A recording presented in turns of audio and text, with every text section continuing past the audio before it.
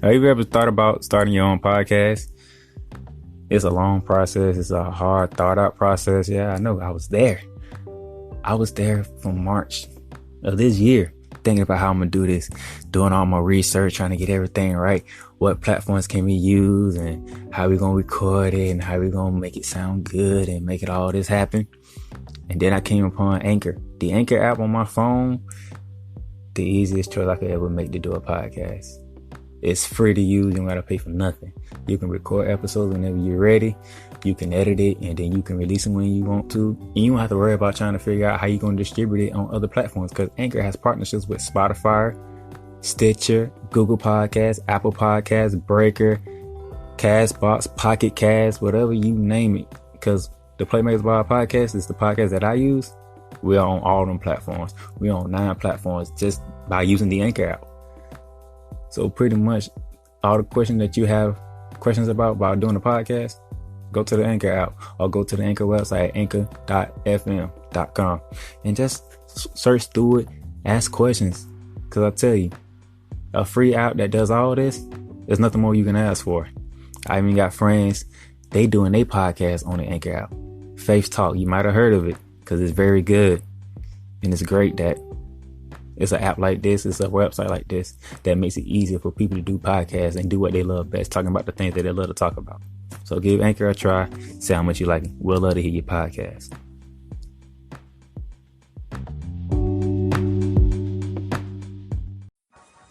Ladies and gentlemen, this is Dallas Glenn with the Playmakers Blog Podcast NFL edition. And, I know some feedback we've gotten over the years is we need more exciting openings and we need bells and whistles and we need sound effects and background music. But, I'm sitting here with the light and all the lights in my apartment, they're off. There's no noise, there's no frolicking, there's no kids playing in the playground outside, there's no hope, there's no hustle and bustle. I'm in a quiet apartment in a quiet neighborhood, and I know that Darnell sent out a text probably saying, or a tweet or a Facebook post that, this is going to be about the scouting combine, and, I'm sure that, he probably said some stuff, and I probably said some stuff hell too, but, I just, for the next 45 or 60 minutes or however the hell long I take, I'm just gonna sit here and ask some questions. I know that there's only but a few of us. I know that the vast majority of us are only in the Duval County, St. Johns County, Nassau County, Baker County, maybe Glen St. Mary metro area. I know there's not a lot of us, but today, because there's not many mediums for us to do it, I'm going to give us a platform, a soapbox, a safe space to just sit here and mourn and moan and cry and complain. Because the confusion that is the front office of the Jacksonville Jaguars has completely taken out any NFL draft or NFL scouting combine interest that I could possibly have. It must be nice being the Detroit Lions. Got the 3rd overall pick, and you're sitting here thinking to yourself, wow, we got this one guy who, he's a great guy, great family man, probably still one of the best pure vertical quarterbacks in the game. It must be nice having a former Patriots coach where it's just like, you know what? He was a defensive coordinator under Bill Belichick. Give him time. He just needs time to figure it out. It must be nice having the 3rd overall pick in the draft. A franchise quarterback who got hurt just early enough for you to not know whether or not you need to get a new quarterback or not, and be in position to possibly luck out and get the chance to choose between Tua Tagovailoa, Chase Young, Okuda, or Isaiah Simmons. The Detroit Lions, it must be nice being number 3 with a franchise quarterback who is the only quarterback since the 90s to even get you to a playoff game. It must be nice being the New York Giants, big market. playing in New Jersey. You represent that whole tri-state. You're never going to lose your team to London. Or for Buffalo Bills fans, I got you just this once. I got you to Toronto. It must be nice having a guy that played for Duke. For Duke. And went out there and had a couple 350-plus yard games, 3+ touchdown games. You got Saquon Barkley for your young quarterback to hand off to. It must be nice looking at your 4th overall pick and the record that you had to get a 4th overall pick and think to yourself, well, one of the best players in the entire NFL hurt his ankle early in the season. He was never the same. But that gave us a chance to have our 6th overall pick get his jersey dirty a little bit. It must be nice picking in the top 10 and having a future. It must be nice picking in the top 10 and having a bevy of options available to you. And it must be nice picking in the top 10 and thinking to yourself, man, we're just a couple pieces away. We have the quarterback. We might be able to get the pass rusher. We might be able to get to linebacker. It must be nice having a top 10 pick in a front office where you look to yourself and think, if we get the coach, which, again, the Lions and the Giants might have their coach. They just need to give them time. If we have the coach, if we develop the quarterback, and if we get the necessary pieces, something special may happen. Remember, folks, even number 2, the ones considering picking Tua Tagovailoa when they just picked Dwayne Haskins, the ones who could put Chase Young in a 3-4. My God. Even the Washington Redskins had an RG3 year, a Pro Bowler, a Rookie of the Year, a division championship, and a player. Got even the Washington Redskins, once they had their dynamic quarterback. Now, if the owner could have stayed out the way, and if RG3 and the medical staff could have put down their egos and made sure that knee was right for the long term, who knows? If Mike Shanahan could have just got with the program and didn't draft a successor to RG3 in the same draft, who knows? But all I know is there is no way, as a Jacksonville Jaguars fan, that I can sit here this particular week and give a damn about the NFL draft or the NFL scouting combine. You may ask yourself, Dallas, well, we don't give a damn about the Jaguars. Why should we give a damn about what you're saying right now? Guys, think about it. Guys, think about it.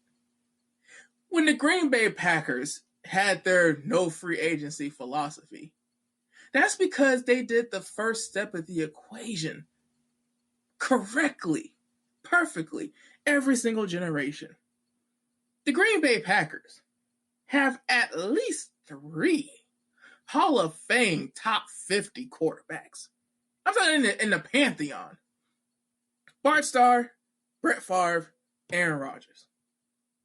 Dude, it doesn't matter if you don't re-sign draft picks. It doesn't matter if you don't go in free agency, because when you have top 50 quarterbacks in every generation of your franchise, you're not going to have the money to pay everybody else anyway. There is a salary cap, and the way that the new generation of quarterbacks is going to be, I feel bad for Packers players that get drafted after Aaron Rodgers retires. I feel bad for the cornerbacks. I feel bad for the centers. I definitely feel bad for the running backs that get drafted by the Packers in the future, because you basically know, son, don't buy that house. Don't buy that big old condo. Don't spend money on shelter and housing, because when that Packers quarterback comes time to get paid, ain't gonna be no money left in that $218 million salary cap. But see, the Jacksonville Jaguars, they can't get the first step of that equation right, people. The reason why I'm so upset is because,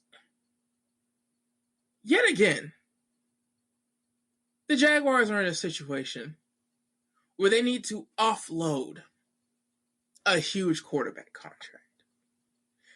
And even though they have made some tough moves, which I will get to, even though they have made some tough moves to be able to possibly eat some of the financial benefits of that contract, whether they trade Nick Foles or not, the fact of the matter is you are sitting in a situation where you are offloading valuable veterans that other teams would love to have for the sake of alleviating your cap pressure.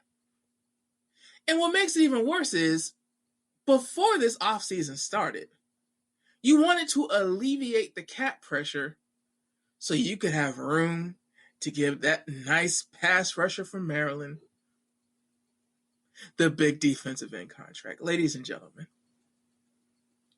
I don't know what you came here for. I don't know what you thought you needed or what you thought you wanted. But there are a lot of situations to get to. There are a lot of possibilities to get to. There is a lot of forward looking to get to. Because the Jacksonville Jaguars, I'll just say the Jaguars because, bro, I don't even know how much longer we got left.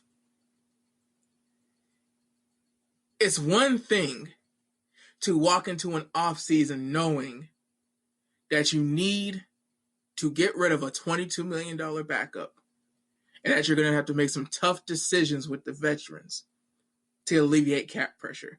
Guys, nobody should be upset that AJ Bouye is leaving. Nobody should be upset that Nick Foles is about to get traded. Nobody is upset about that.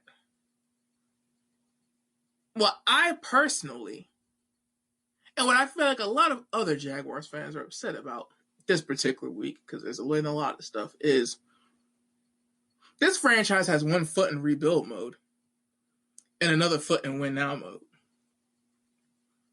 This franchise is not going to have the cap room to get one of these free agent quarterbacks. Also, this franchise is looking at potentially, again, picking a defensive lineman in the first round for the third year in a row. And this franchise is also looking at an offseason where they had one job. You had one job. You do that job, and then truly nothing else matters because you're about to get an influx of cheap talent.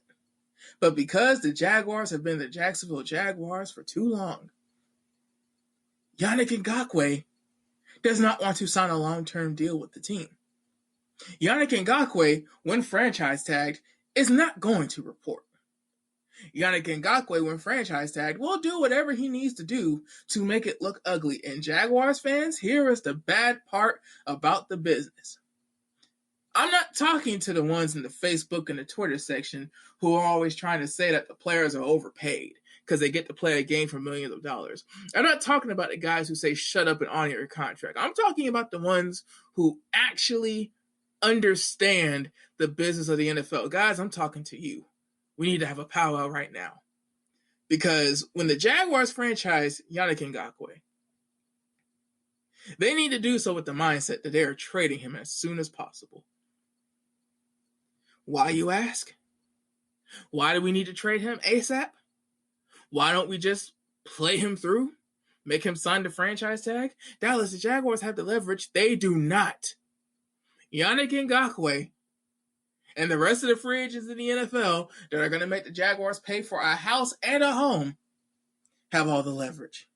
And I'm going to get into it right after this commercial break. It's the Playmakers Blog NFL edition. I'm sad, guys.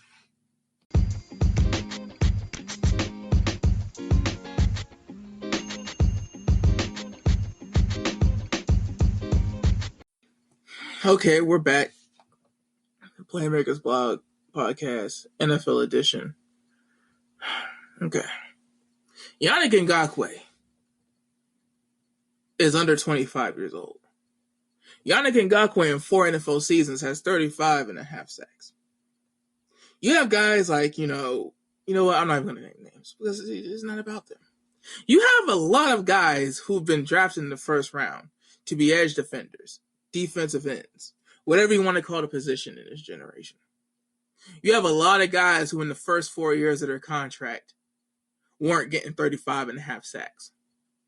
You have a lot of guys in the first 4 years of their contracts who weren't instantly one of the best pass rushers in their franchise's history. Yannick Ngakoue.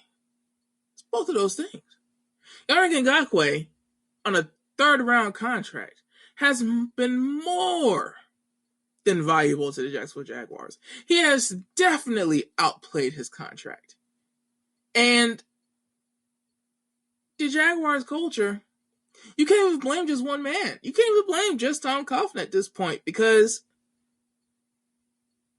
paying Miles Jack the third highest middle linebacker contract in the NFL, when truth be told he's playing out of position,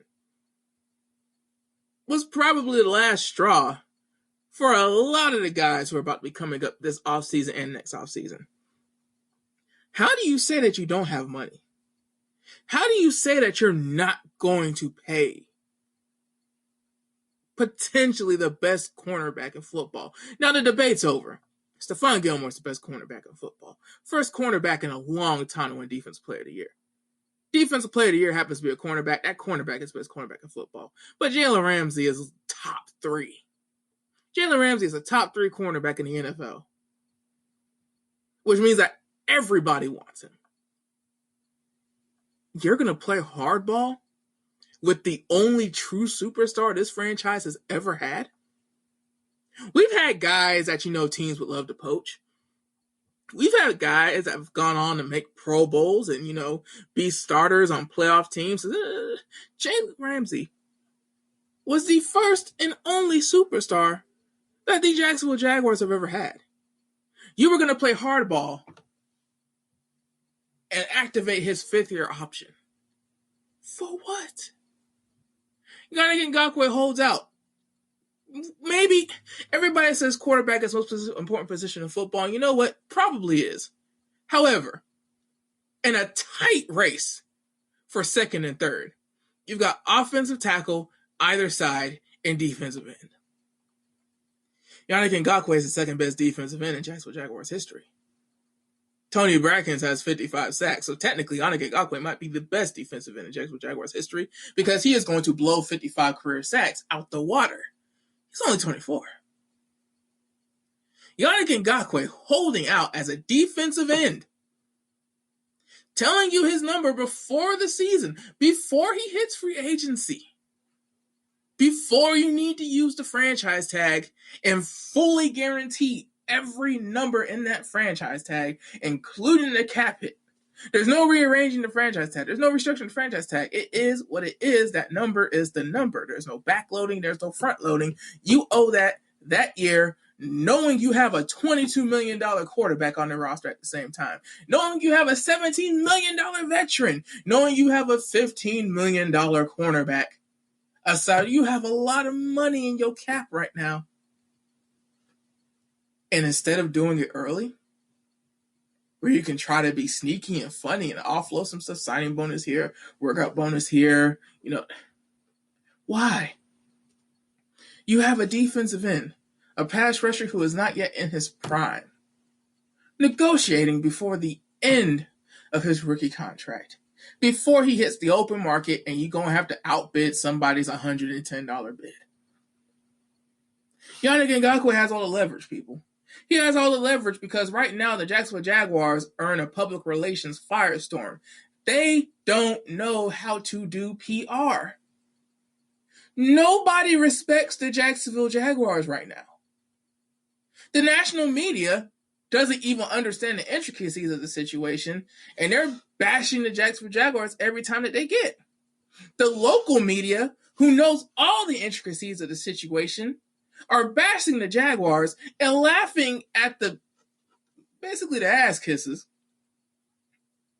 in the local media and the local radio who defend this organization up and down and try to say things like, Yannick can't play the run.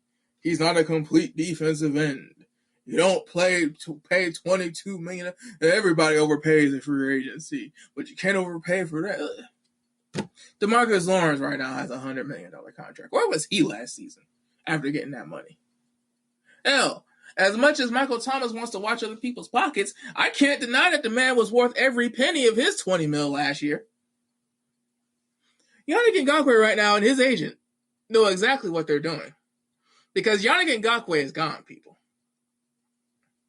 It's just how quickly can the Jacksonville Jaguars get him out of there. The AJ Bouye trade could be a sign of things going in the right direction. AJ Bouye made sure to let people know directly from his own mouth that the Jacksonville Jaguars did right by him during the trade. Apparently, he wanted to go to Denver. Out of all the teams that wanted his services, Denver was the one he preferred the most. Jacksonville Jaguars got him to Denver.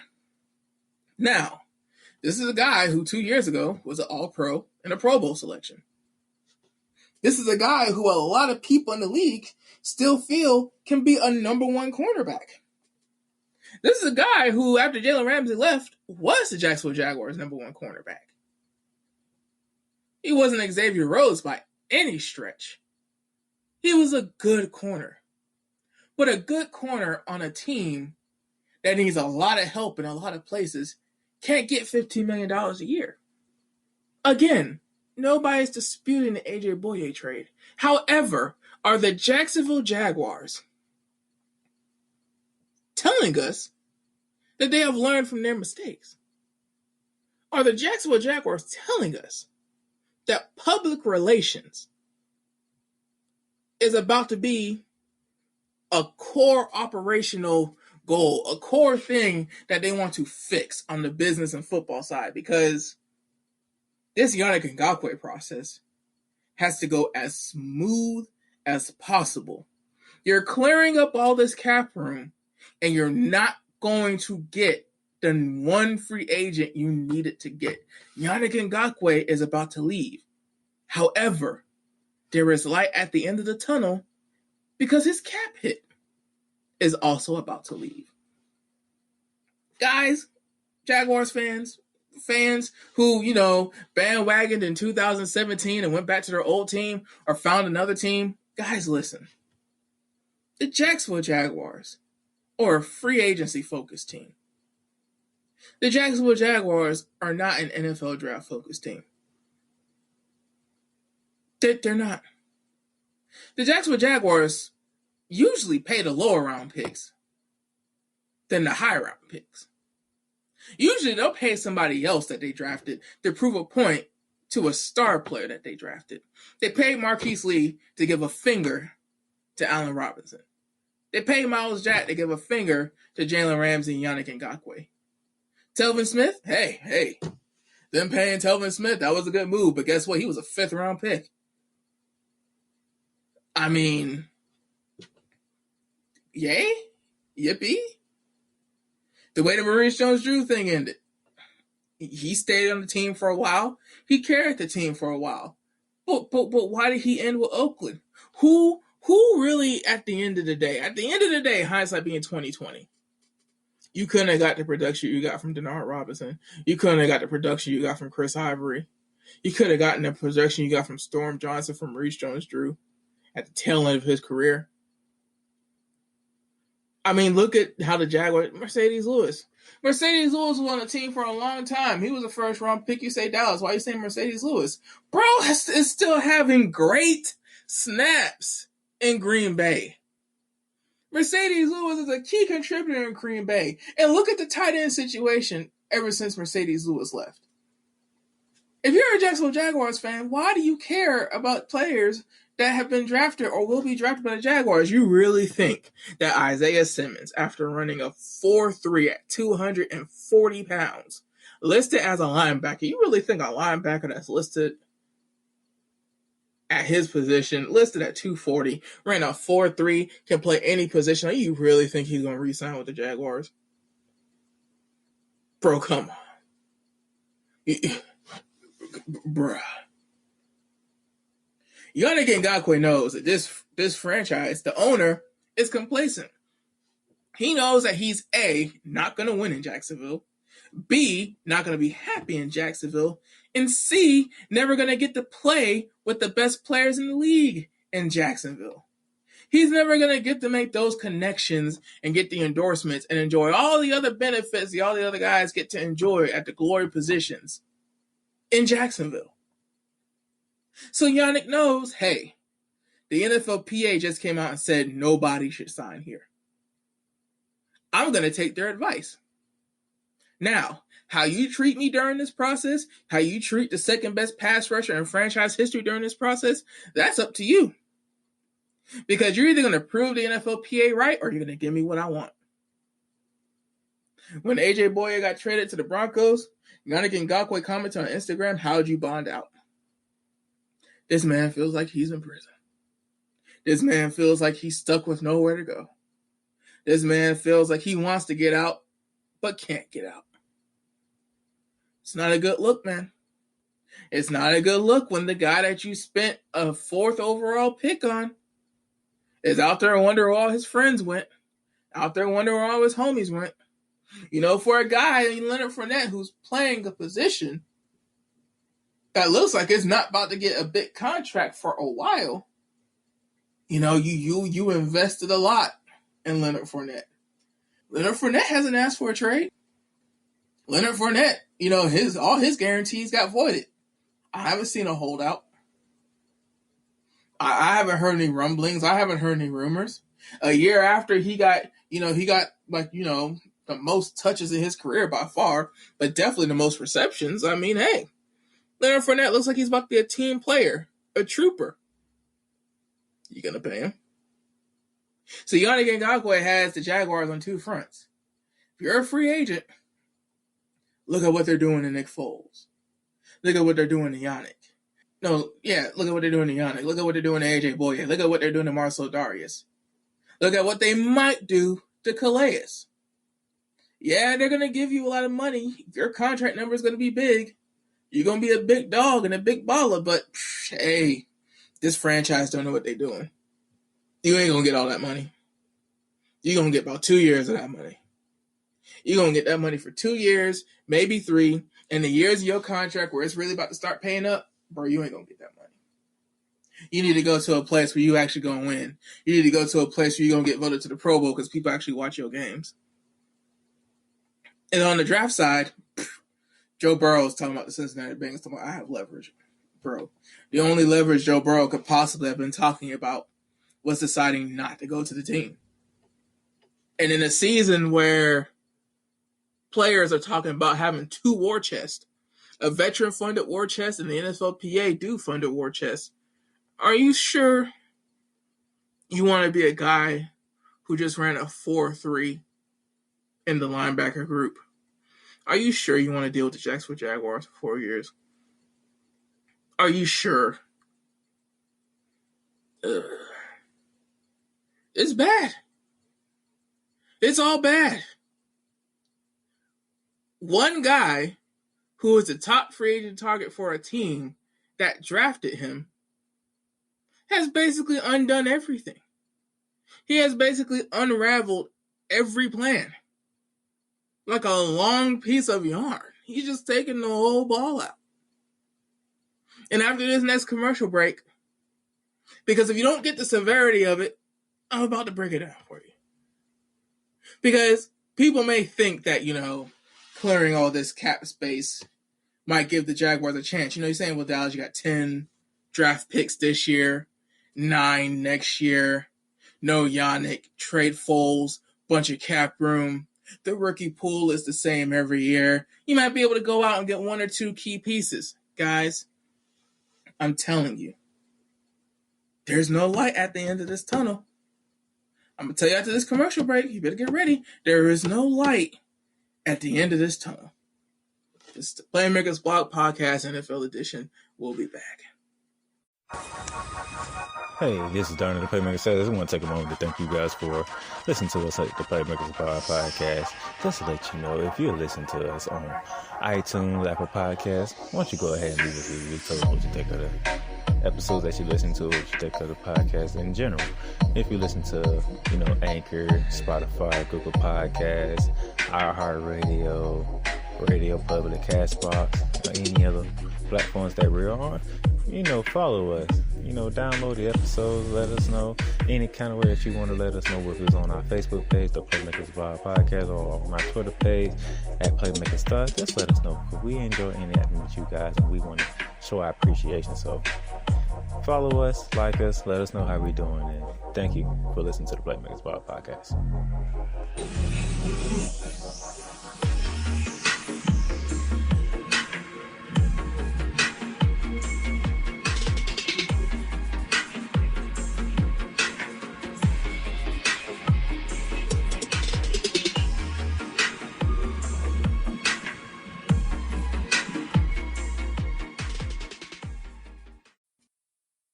Okay, we're back from break. Play Makes a Block podcast, NFL edition with Dallas Glenn. You want scouting combine talk? Here's your scouting combine talk. The Houston Texans, Kansas City Chiefs, Green Bay Packers, Indianapolis Colts.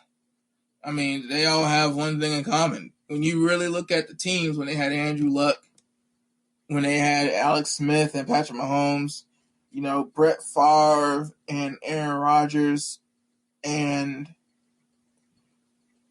forget the first team I said because they're on New Orleans Saints are another example too. The key is when you have your quarterback, when you have that situation settled, it doesn't matter who you bring in every couple years. Man, the Kansas City Chiefs almost made it to the divisional round one year where they didn't even throw a touchdown to a wide receiver. Patrick Mahomes went to the AFC Championship game his first year with a bad defense. The next year, what did they do? Have Sammy Watkins sign Frank Clark and sign Tyrann Mathieu. Now, Sammy Watkins, you can kind of but two pieces, a defensive end and a safety, not even a corner, a safety.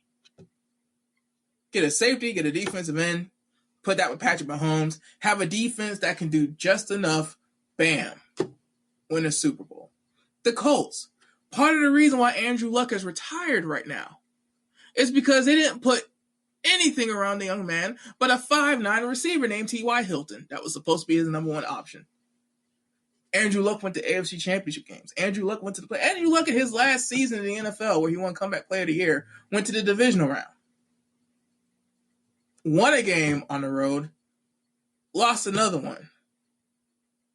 But in his last season, got his team the 6th seed and won a game on the road against a divisional rival.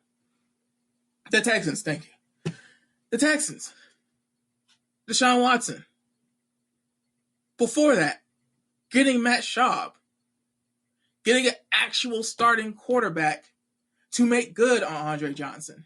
To help capitalize on the talent of J.J. Watt. Guys, the NFL Scouting Combine, we get to see these behemoths run. You got Mekhi Benton, 365, running a 5'1". You got Isaiah Simmons running a 4'3". You got Ruggs running a 4'27". I mean, it's great. It's nice. It's wonderful. You get to think to yourself, oh, well, this guy's going to be a baller. This guy's going to be a deep threat. Oh, this guy's going to be protecting the blind side. None of that matters. Jordan Love had a great combine and now may go before Justin Herbert. Justin Herbert, who could have been the number one pick in the 2019 draft, stayed another year at school, now may go 4th as far as the quarterbacks go. One lost money, one made a lot of money. Tua's Tua. Tua came, did interviews. This man then went from, can he go to the bottom of the first round, go to a good team and develop because of that hip injury, now to hip injury. We're trying to get picks anyway. Forget it. Tua can sit. We'll suck again. We'll draft him a left tackle. We'll draft him a right guard. It's going to be great. We'll even draft him a running back to swing pass it to. It's fine. It's fine. Dude, Tua might still go in the top 3. Much less the top 10 where he was always supposed to go. And then you got Joe Burrow. Joe Burrow, one really great year. A championship year, a Heisman year, a record-breaking year, a 15-win and no-loss year. You got 4 quarterbacks right now where it's like, dude, does a run-stuffing defensive tackle really make you a Super Bowl contender? Does a linebacker who could play every position on the field make you a Super Bowl contender? Does a wide receiver that could run deep routes really, really fast make you a Super Bowl contender? No. A shutdown cornerback might get you to the conference championship game. A pass rusher could definitely get you that wild card spot. A left tackle, he could be that final piece. He could help keep your quarterback upright a couple more plays. Give him an extra second. Have him not running for his life. But at the end of the day, guys, history has shown us whether it's by free agency like the Saints and the 49ers, or the draft like the Patriots and the Colts and the Chiefs. Dude, quarterback matters. If you don't take anything else away from this scouting combine, if you don't take anything else away from this CBA, if you don't take anything else away from the past 4 years of free agency and extensions, if Jared Goff was a cornerback or a defensive end, Jared Goff would not be a Los Angeles Ram right now. If Jared Goff and Carson Wentz were not quarterbacks, their teams would not have given them no second contracts. Those teams would not have played the market value. They would have either franchise tagged them or said, go test the market. We wish you well. But because they are quarterbacks, because they are the one position where you can have crap at the other 21 and crap on special teams, but if you have an elite quarterback, you have a shot. They got their second contracts and they got paid because you look around the league and everybody ain't Ryan Tannehill. Everybody can't be Ryan Tannehill. Everybody can't be a franchise quarterback that went 500 so much his franchise got tired of him. Then he goes to another franchise, goes to an AFC Championship game. With one of the hardest road schedules in recent history. That is your scouting combine talk. That is what matters in this situation, and that is what matters in the context of the Jacksonville Jaguars, because this franchise is looking to offload a former Super Bowl MVP who never started 16 games in his entire career. They paid big franchise money for a guy to send a message to the locker room that they will pay good players. Tom Coughlin wanted to send a message that they will pay the franchise quarterback money. Nobody expected Gardner Minshew to be Gardner Minshew. He was drafted in the 6th round. They drafted Gardner Minshew to be a backup quarterback that would come in, protect the ball, run the offense, and basically support Nick Foles in any way that he could. Nick Foles goes down the first quarter of the season. Now, Gardner Minshew may very well be the quarterback of the Jacksonville Jaguars. He's apparently so good at the very moment before any official workouts have started that they're willing to offload Nick Foles. But guys, Jaguars fans, here's the problem. Here's why there is no light at the end of this tunnel. You're going to have all this cap room and all these draft picks.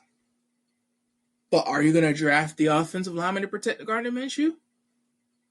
Are you going to draft the wide receiver? Are you going to give him more weapons?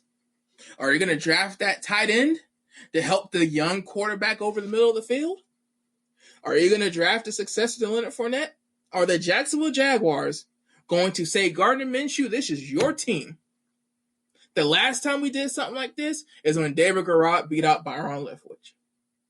A guy we drafted in the low rounds just to be a backup, just to be on the roster, beating out the guy that we got big money for.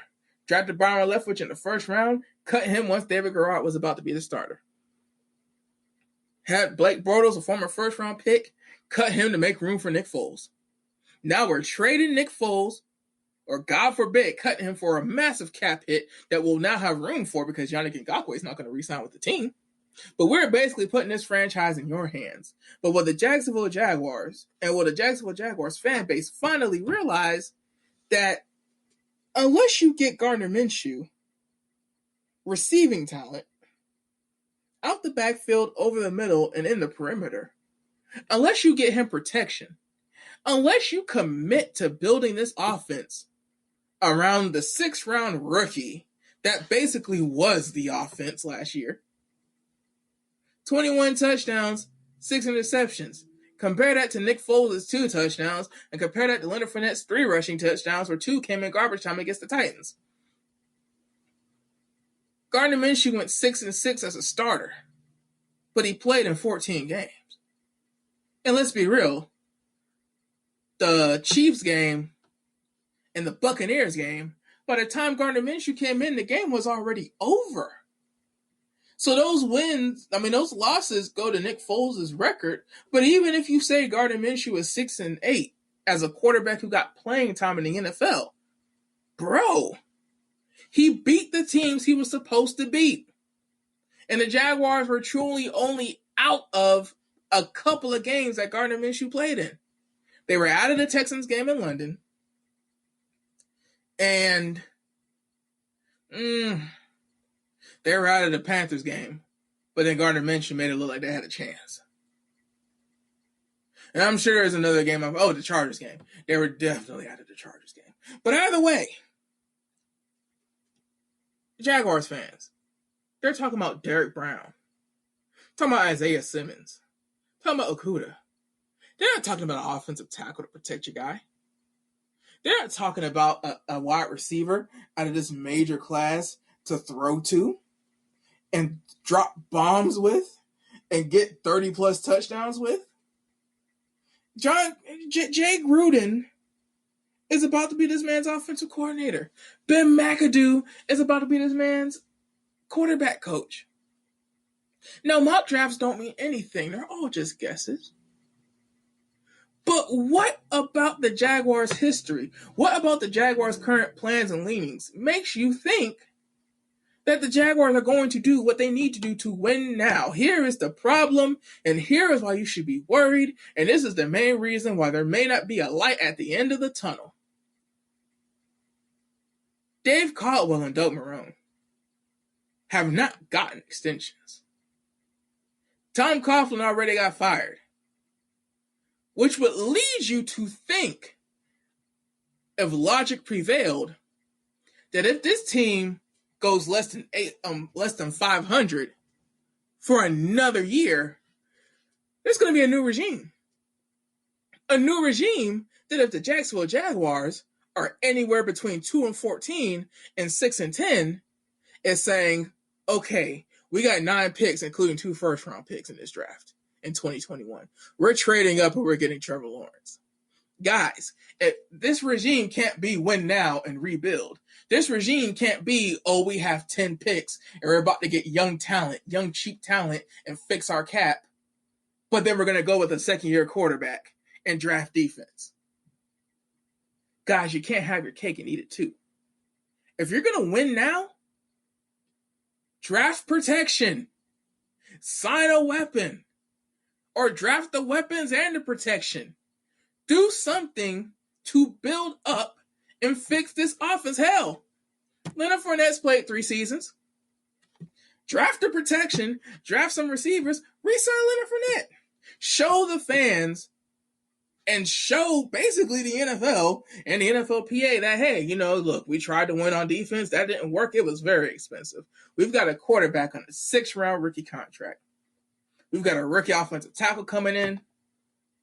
We've got a guard. We've got a center that are getting trade interest. And that's another thing too. Linder and Norwell are getting trade interest. So what are you going to do if you trade your center and trade your left guard? How are you going to replace them? You're really going to try to replace a former All-Pro? You're really going to try to replace one of the few guys you gave a second contract to in this generation with 4th and 5th and 6th round draft picks? You're going to put a second-year quarterback that got drafted in the 6th round behind a former 2nd-round pick, a former 4th-round pick, and another former 2nd-round pick, and then have some day 2 picks to replace the former All-Pro and the borderline we wish he would be a Pro Bowler at center? That's your plan? Guys, listen to me. Why do you want a run-stuffing defensive tackle so bad? Why do you want a shutdown corner so bad? Why do you want a versatile luxury pick at linebacker so bad? Do you want to win? Or do you want to win the draft? Because the Jacksonville Jaguars win the draft damn near every year. Every year the Jacksonville Jaguars get picks where it's like, wow, they filled needs, they got good players, blah, blah, blah, blah, blah, blah. And where does it show? You might have a franchise quarterback in Gardner Minshew. You might have a franchise right tackle. And, wow, his name is escaping me right now. But the right tackle you just drafted from Florida. I can't believe his name is escaping me right now. But either way, you have two pieces right now in DJ Chark. You have DJ Chark, Gardner Minshew, your right tackle. You need a left tackle. You need to make sure your running back situation is okay. And you need a tight end. Because as of right now, Josh Oliver, your third-round pick from last year, he's been hurt the entire time. But, guys, none of this is going to matter. None of it's going to matter. Because even if Gardner Minshew has a really great second year, even if the Jacksonville Jaguars do draft a wide receiver in the second round, even if one of their first-round picks is an offensive tackle, guys, if the Jacksonville Jaguars don't make the playoffs, they don't win a playoff game, hopefully there's a new regime. And a new regime is going to choose Trevor Lawrence over Gardner Minshew. A new regime is not going to look at Gardner Minshew, then look at Trevor Lawrence and think, I at least got to have a camp competition. At the very least, I got to have a camp competition. If the Jacksonville Jaguars are sitting anywhere between 2-14 and 6-10 next year, best believe the new regime is going to trade those 2 first-round picks, move up, and get Trevor Lawrence. Because to be honest, if it was me, I'm as a GM, I'm not wasting my time overspending for outside linebackers. I'm not wasting my time overspending for safeties. I'm not wasting my time over trading for cornerbacks and receiver. I'm not paying a wide receiver $100 million. I am drafting and signing undrafted free agents and rookie picks and veterans. I am signing every Ryan Tannehill. I am drafting every Gardner Minshew. I am trading for every Jimmy Garoppolo until I find the guy who is going to get me to a Super Bowl. I will go running back by committee. I will use every defensive lineman on my roster. I will make an old cornerback look like an all-pro. I just need to find my quarterback. And if that's not the Jacksonville Jaguars mindset, dude, I don't care about the scouting combine. I don't care about mock drafts. I don't care about the free agency rush. If Gardner Minshew is the guy, thank God. And draft him and buy him some protection and some weapons. Do not draft defense yet another draft full of guys that you are not going to pay in 4 years. If you're going to suck, suck. But if you're going to suck with the intention of getting Justin Fields or Trevor Lawrence. Suck with the intention, Shad Khan, that you're going to clean house and be tired of mediocrity, because the only way you get in Lot J is if the city wants Lot J. And the only way the city's going to want Lot J, and the only way the city's going to want all these damn pools and all these damn dog parks and all this other stuff and the shipyard and the wrestling and all this stuff, win. Just win, baby. That's all you have to do. Don't send the general manager to the scouting combine looking like a dumbass when he says that Yannick Ngakoue is the top priority, and then Yannick Ngakoue puts out in a public statement that he ain't re-signing with Jacksonville. Stop letting you guys look dumb, Mr. Khan. You're on the right track. Blake Bortles got you to an AFC championship game. You thought, hey, we might have a guy that can do just enough. Let's double down. It didn't work. I'll give credit where credit's due. You got Blake the hell out. Sign the best guy available. Because the other options, let's be real, guys. The other options, the offseason where Nick Foles got signed, were Case Keenum and Joe Flacco. Case Keenum and Joe Flacco, that was it. Or Ryan Tannehill. But Ryan Tannehill got traded for us, so you didn't even have a real shot for him. You had the best quarterback available. A guy who had just won a Super Bowl. Even over Ryan Tannehill at the time, I probably would have chosen Nick Foles. Now, you draft a guy in the 6th round who might be it, and you're not going to keep a $22 million backup. Look, if we're going from the school of find a quarterback and nothing else matters, you're almost there, Shad. You're almost there. You know how to love him and leave him, and that's a good thing. Because if Gardner Minshew in year 2 ain't it, you need to leave him and get Trevor Lawrence. But if Gardner Minshew is the guy, and you truly believe he is the guy, don't get Chris Conley. Don't wait for Marquise Lee to come back and be healthy. Don't double down on D.D. Westbrook. Don't get Jeff Swain and re-sign James O'Shaughnessy and draft a flex tight end from San Jose State that's only won like 8 games. It's a lot of tackles. There's a lot of wide receivers. If Gardner Minshew is your guy, give your guy some weapons. That's enough for the diary this week, everybody. If you're still here, I hope that, you've been able to scream and shout and yell at the wall through me. If you're not a Jaguars fan, and maybe you're a Lions fan, or maybe you're a Giants fan, maybe you're a Jets fan, maybe you're a Browns fan, hell, maybe you're a Cardinals fan, and you don't think that life is as good for you as people are making it seem, I hope that in your own way, you were able to get it out. It's the third segment. I gotta say goodbye. Y'all have a good week. And I hope y'all enjoy free agency way more than